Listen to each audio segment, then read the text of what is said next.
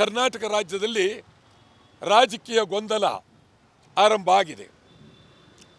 ನಾನು ಸುಮಾರು 67ರಿಂದ 55 ವರ್ಷಗಳ ಕಾಲ ನಿರಂತರವಾಗಿ ನಾನು ರಾಜಕೀಯದಲ್ಲಿದ್ದೇನೆ. 5 ಬಾರಿ ಶಾಸಕನಾಗಿದ್ದೇನೆ.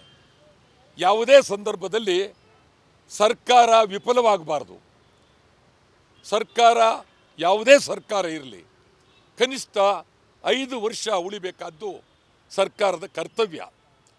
ನಾವು 6 ತಿಂಗಳಿಗೂ ಸರ್ಕಾರ ಬದಲಾವಣೆ ಆಗ್ತಾಯಿದ್ರೆ ಅದು ಪ್ರಜಾಪ್ರಭುತ್ವಕ್ಕೆ ಒಳ್ಳೆಯದಲ್ಲ. ಪ್ರಜಾಪ್ರಭುತ್ವಕ್ಕೆ ಅತ್ಯಂತ ಅಪಾಯಕಾರಿ ಬೆಳವಣಿಗೆ.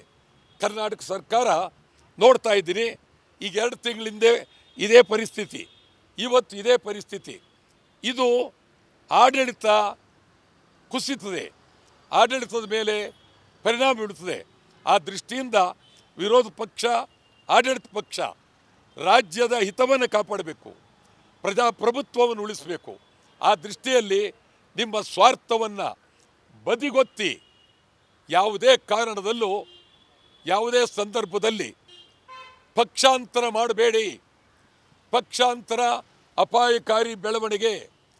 ಪಕ್ಷಾಂತರದ ವಿರುದ್ಧ ನಾನು ಹೇಳ್ತಾ ಇದ್ದೀನಿ, ಇವತ್ತು ತೀವ್ರವಾದ ಕಾನೂನು ಬದಲಾವಣೆ ಆಗಲೇಬೇಕು.